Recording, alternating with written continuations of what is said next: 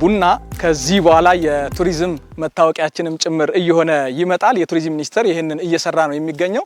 አሁን የሚገኘው በጅማ ዞን ጎማ ወረዳ በሻሻ ቀበሌ ውስጥ ነው። በዚህ ወረዳ ብቻ በአመት እስከ 30,000 ቶን ቡና ይመረታል።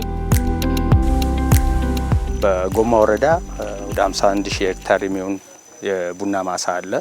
በ31,000 አርሶ አደሮችና በአራት ኢንቨስትመንት የሚየለማ ያለ ነው። በዚህ ውስጥ በአመት እስከ 30,000 ቶን ቡና ለማዕከላዊ ገበያ እናቀርባለን።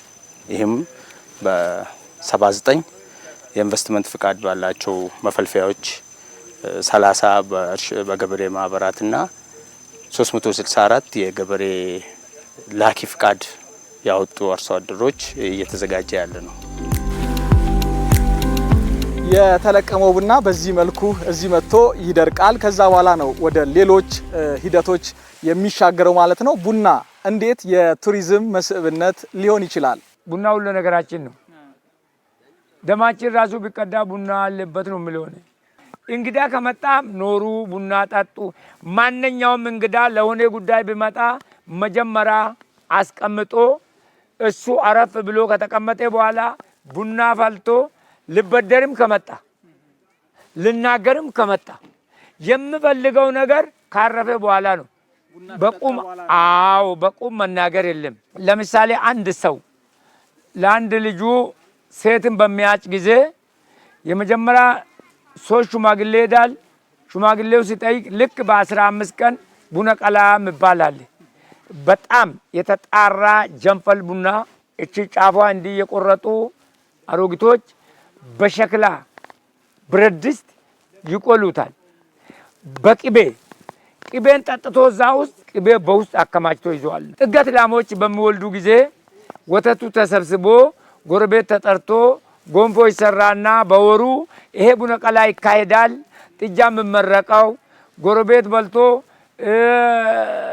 ከብቱ ግቢ እንዲሞላ የሚመረቀው በሀገር ሽማግሌ ልክ በወሩ እንደዛ ነው የሚሰራ። ሰዎች አንድ ላይ መጥቶ ቡና አፍልቶ ሰው የሞተበትን ሰው የሚያጽናኑበት ሁኔታ አለ። በሰርግ ሰዓት በሰርግ ጊዜ ቡና ተይዞ ነው የሚካሄደው። ቡና ነማር ነው ተይዞ የሚካሄደው ሞር ማለት ነው። እሱም አንድ የቱሪዝም እንትን ነው።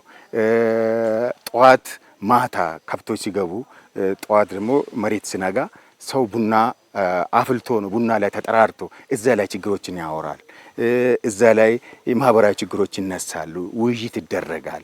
ቡና ከአንደኛ እስከ 3ኛ እስኪጠጣ ድረስ ከፍተኛ የሆነ የመወያየት የመመካከር ሁኔታዎች አሉ እዛ ላይ።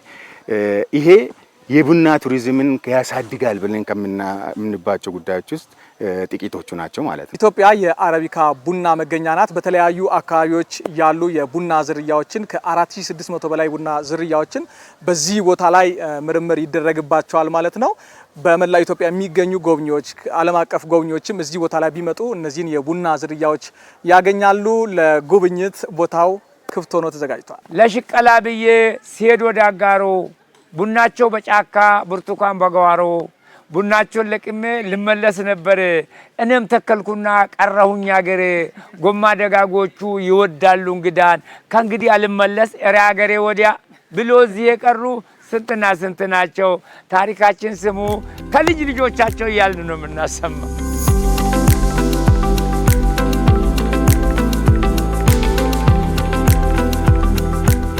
ማንኛውም ሰው ቢመጣ በተለይ እዚህ አካባቢ የሚመረተውን ቡና ተመልክቶ አይቶ አካባቢውን አድንቆ ቡናውን እንደኛ ቀምሶ መመለስ ይችላል። የቡና ቱሪዝም ማለት ይህ ነው።